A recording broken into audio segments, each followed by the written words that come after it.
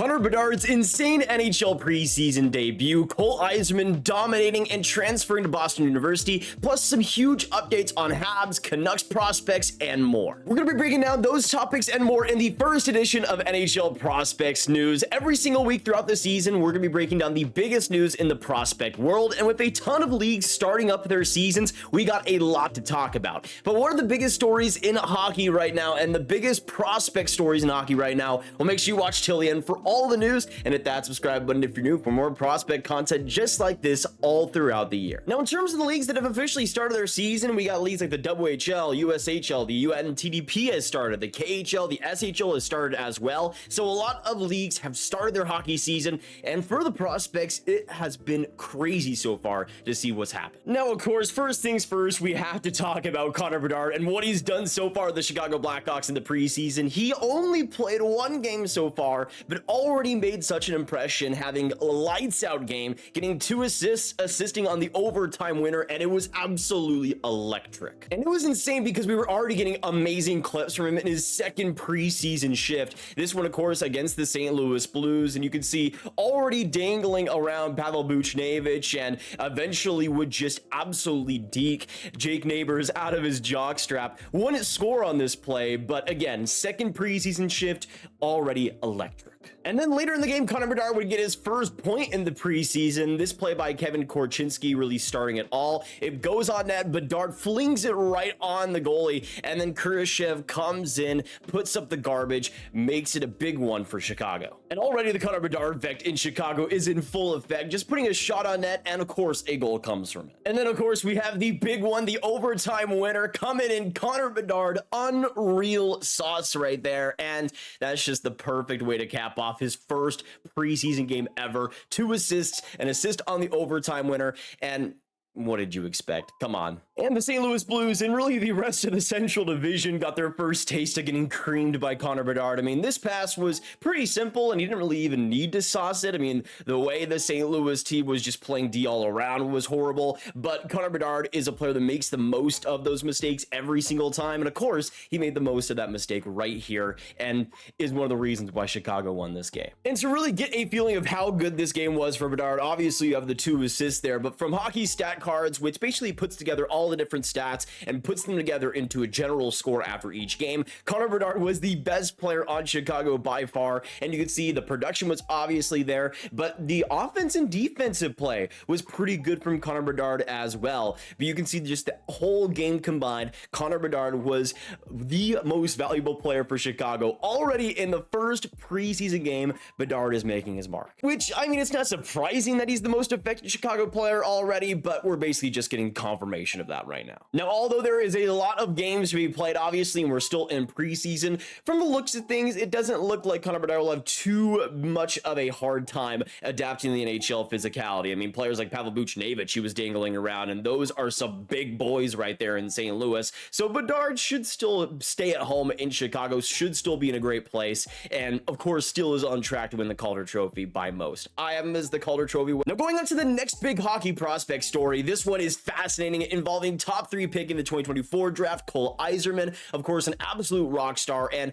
maybe even the best goal scorer of that draft. We've seen a lot of him over the last couple of weeks that has been nasty, not just with his season that has been brilliant so far, but also because of his future. And of course, he was committed to the University of Minnesota this last year, or was committed to going to there in 2025, but we saw just out of nowhere an allegiance switch. He is now going to go to Boston University in 2025, and with him likely going second, maybe even third overall, I think there is a decent chance that he does go back to the NCAA, even though, of course, recently we saw Adam Fantilli skip another year out of college and go straight to the NHL. With Cole Eiserman, I think it's about a 50-50 chance, though going with Boston would be absolutely insane, and especially with Macklin Celebrini also being at Boston University this year, maybe they both want to stay in the NCAA and work off each other, especially since they were teammates in the past. Now, as I'm recording this, Cole is currently playing in a game in the USHL and made it 1-0. Now, as of right now, they're losing 6-3. The third period is about to start. We'll see if Yzerman puts up any more points,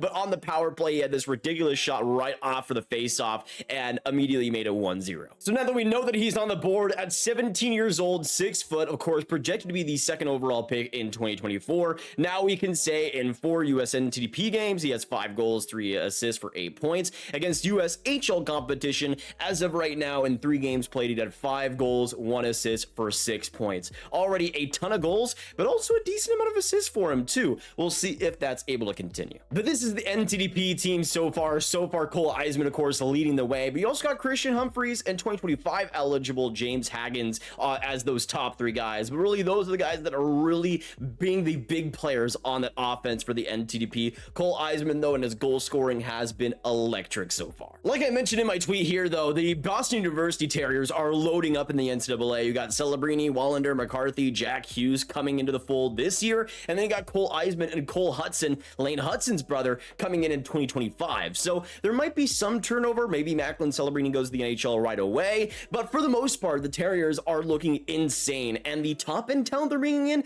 is insane too. They're likely to have 4, probably top 15 picks coming in over the next 2 seasons with Yzerman, Hudson, Wallander, and Celebrini, and that is insane. Now let's go through some more prospect news throughout the NHL and some more prospects I wanted to highlight. First, I have Jonathan Lekkerimaki here, who is so interesting. He was drafted 15th overall by the Canucks in 2022 and has had a weird development path since then. You can see last year he played mostly in the Allsvenskan and didn't really put up all that much production until the qualification playoffs, but in the regular season had 9 points, only 3 goals in 29 games, and it was maybe one of the most disappointing seasons out of any prospect last year. But he comes into this season in a full-time role of Orbo, and in 5 games has 3 goals for 3 points, also had a shootout goal as well. So that goal scoring touch seems to be back, and not just in the Allsvenskan, but the SHL too. And I think for Vancouver, who has an incredibly weak prospect pool, man, Lekkerimaki playing up to his potential is necessary. We know the goal scoring he can have, but the confidence was just completely evaporated last season.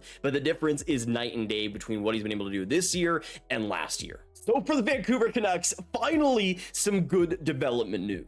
Also, for some more SHL talk here, I also wanted to highlight David Edstrom, who was the 32nd overall pick by the Knights in 2023. He was a player that was around that range for me too, but wasn't really a huge surprise getting drafted in the first round with the maturity he brought. But at 6'3" as a centerman, he's already played great in the SHL this year. In 6 games, has 2 goals, 2 assists for 4 points for Lunda, and that's about as good as you can get. Now, he already played great in the SHL last year, points-wise, getting 4 points in 11 games last season, but it seems like he's a full-time SHL player this next year, already showing great signs and great maturity, and that is great to see. He might not have the biggest potential in the world, but to already see him being great at the SHL level is a great sign, especially for Vegas, another team that doesn't have a whole lot in the prospect pool right now. And then going on to the Detroit Red Wings and Axel Sandin Palika, 17th overall, of course, in 2023, a little bit low for me back then, and a pretty solid pick for the Red Wings, getting him at 17th overall. So far, he started his SHL season off pretty well. In 5 games, has 3 goals, and I think goals in 3 straight games for 3 points,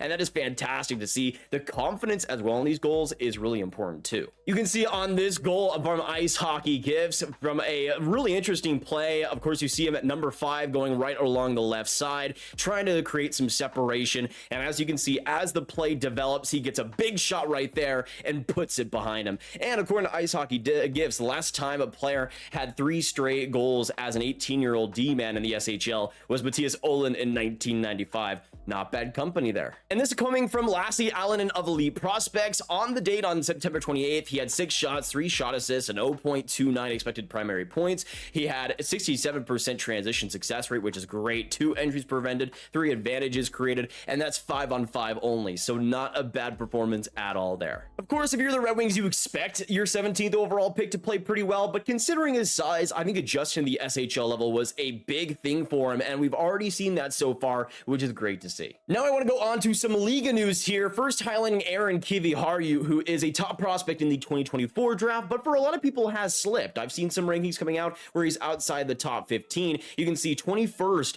on Craig Button's list, and he was a player a couple of years ago that was looked at as a lock for that first overall spot. But of course, you can see the size, 5'10", 165 pounds. That has made some people a little bit worried, but you can see in the Liga so far, in 5 games, he has 0 points, but earlier today, he got his first goal. And it was pretty great, man, and highlighted some of Kiviharju's greatest strengths. You can see coming in off a great pass, even though there wasn't much defense there, that smooth skating really providing a great entry. You can see just the confidence as well coming in, great deke, and for his first Liga goal ever, which is great to see. And even though I don't think we'll see Kiviharju reach those top 3, #1 overall pick type of aspirations and hype, he still can bring in a lot of value here and has looked mature in the Liga so far, which is great to see from a player that hasn't even turned 18 years old as a D yet. The fact that he is still full-time in the Liga, I think still shows a lot of good things, and I mean, that goal highlighted all the strengths from him. I also wanted to highlight here Devils' second rounder from last year, Lenny Hemenaho, who has had a really great start to the season in the Liga. You can see in 6 games has 5 goals for 5 points, and last year